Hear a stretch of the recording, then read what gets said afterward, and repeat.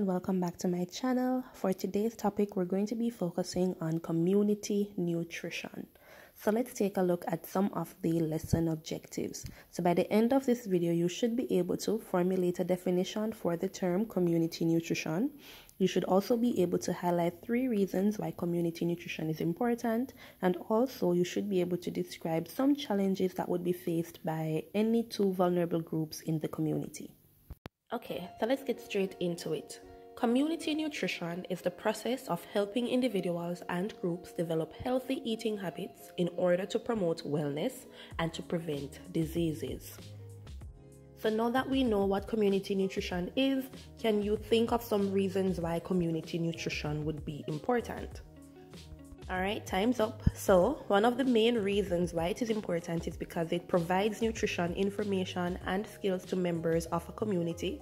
It also ensures access to quality and adequate food resources.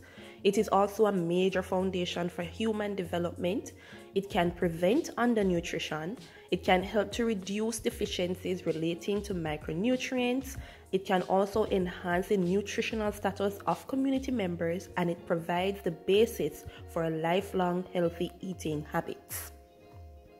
So it may sound like a mouthful, but to summarize, it can prevent undernutrition, it can prevent diseases from nutrient deficiencies, and it also provides education to persons that may be unaware of the benefits of healthy eating habits. One thing about community nutrition is that it is not biased. So it focuses on both genders, and it is not age preferential. So it focuses on individuals from all age groups. With that being said, let's move on to talking about the vulnerable groups. Now, the vulnerable groups would be the persons that would most likely benefit from community nutrition. A vulnerable group is one that has specific characteristics which makes it prone to falling into poverty. Some of the characteristics that may be used to identify a vulnerable group could be that they are disadvantaged, whether physically, mentally, or socially. They may be poverty-stricken, they may be victims of substance abuse or domestic violence, just to name a few. Here are a few examples of vulnerable groups: infants, toddlers, the elderly, at-risk children and youth, pregnant and lactating women, HIV or AIDS affected individuals, and some religious and ethnic minorities. Checkpoint question. So now that we know the vulnerable groups, do you think that they may have nutritional problems? If you said yes, then you are correct. Nutritional problems do affect vulnerable groups. So one of the focus of community nutrition is to ensure that individuals have food security. And this is achieved by ensuring that individuals have enough nutritious food available where it is needed, ensuring that the nutritious food is accessible, ensuring that the nutritious food is utilized properly, and also ensuring that the conditions are stable over time so they don't relapse or fall back into old habits. So now we are going to take a look at some of the vulnerable groups and some of the problems that they may face. So infants. As you know, infancy refers to the first year of life. From 0 to 6 months, the child must be exclusively breastfed, which means that breast milk should be the only food the infant is receiving. Now, of course, you know that there may be some issues as to why mothers may be unable to provide breast milk, and so other options are utilized.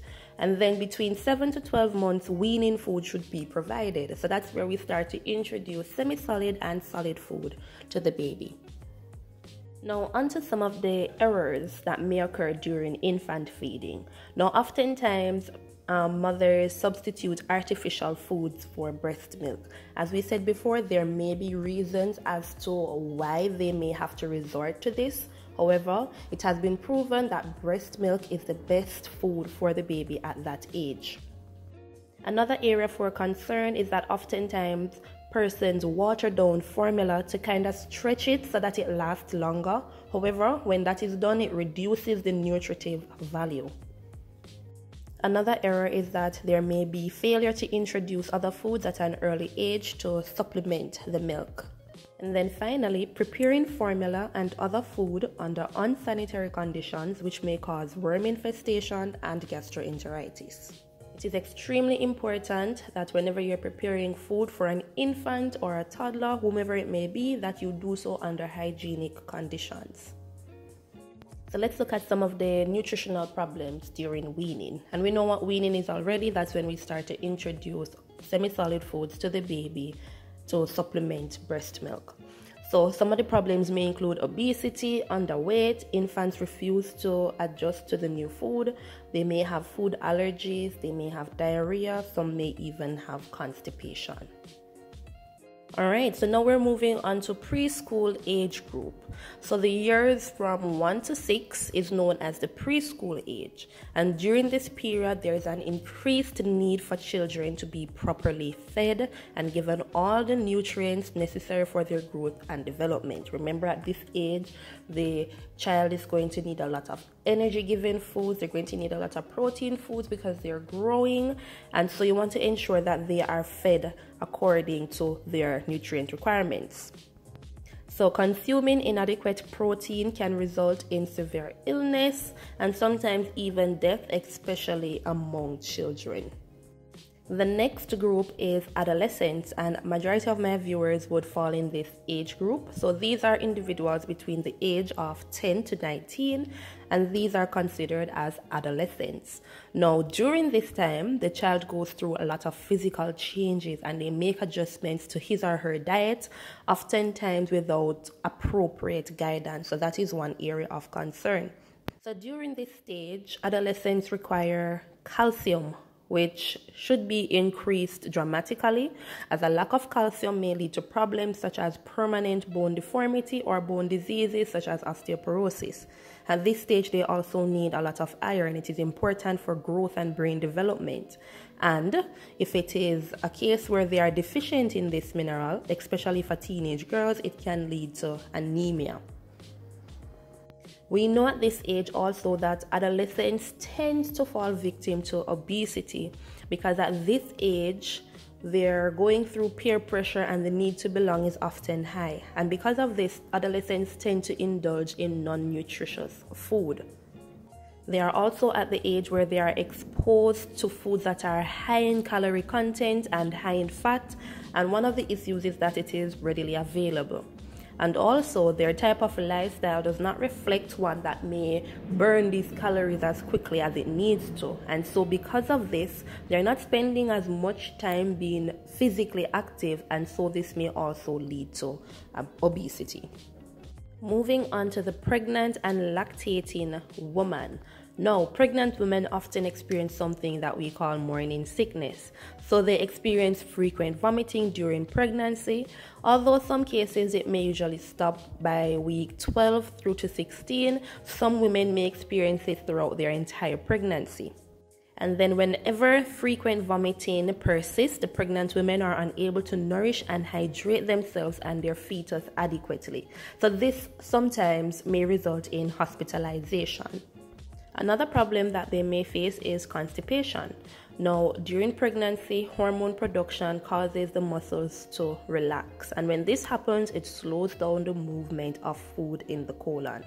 And then, additionally, the pressure of the uterus from the fetus causes the movement to slow down even further. And this results in problems when it comes down to eliminating feces.